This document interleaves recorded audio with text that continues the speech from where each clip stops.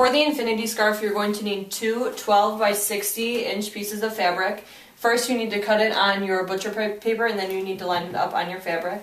You're going to start by putting the right sides together. So I have a bright side of the pig and the very dull side, so we're going to put both bright sides together. And we're going to pin along both edges because we're going to sew. After you have your fabric pinned right side together, you're going to go ahead and mark about 2 inches at each corner. So all 4 corners, I'm showing you 2. And this is going to be where you stop and start. So at the very top, I'm going to start my regulation stitch right at that first line. If you have a pin there, make sure you take it out. Start with our needle down. And then as you go, you're going to back stitch at the beginning and at the end of the stitch.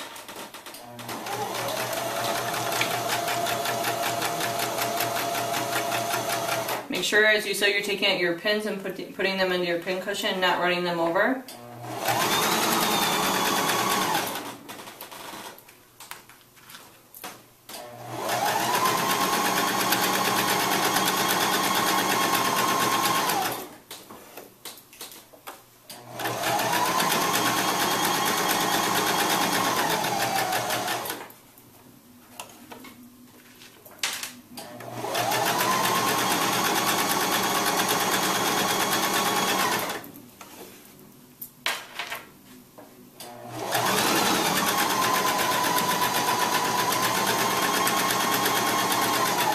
As I approach the end, I'm looking for that second mark because that's where I'm going to stop and reverse.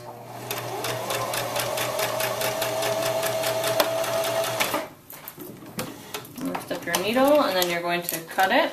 And as you can see, I have an opening at the bottom and at the top. After you've sewn your long sides together and left your ends open, you have to turn it right side out so the bright side of your fabric is visible. Then you're going to lay it flat. You're going to pin your right sides together of everything, so just one little part of our opening. See how we have an opening here? You're going to pin right sides together, and then you're going to sew this at a regulation seam. This is what's going to make your scarf into an infinity scarf, so this is like more like a continuous tube that goes around your neck rather than having to like tie a scarf. So I'm just putting a couple pins in there. And then I'm going to sew that at a regulation seam, back stitching at the beginning and at the end of the stitch. Put my needle down.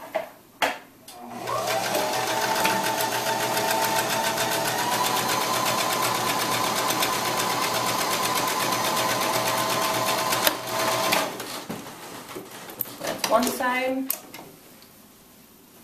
Then we're going to take our pins out, and then we're going to go ahead and do the other side. So for this one, you also want to do the right sides together. So you're going to have to flip it inside out to do so. And then you'll see your 2 loose ends. It doesn't need to be perfectly straight. Just make sure that there's no fabric gathered underneath there that could be caught. Then you will not have a scarf. And you're going to put a couple of pins in there, and then you're going to do the exact same thing. And we will show you what that looks like when we're done. You can see right here both of my ends are sewn together, and through our small openings that we left, we're going to go ahead and turn our scarf right side out. Make sure you're careful, you don't want to rip through the seams. So you're just going to slowly, through those openings, take your fabric out.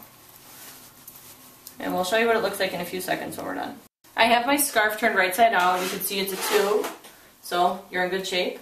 Now you're going to find your openings. They are going to be right across from each other. I have one here and then one on the other side. We're going to make sure that you have the fabric folded in, and then put 1 or 2 pins in there. It's a small opening, so you shouldn't need too many. And then you're going to finish it with an invisible stitch on both ends. And then you're going to press it, trim all of your threads, and turn it into your teacher.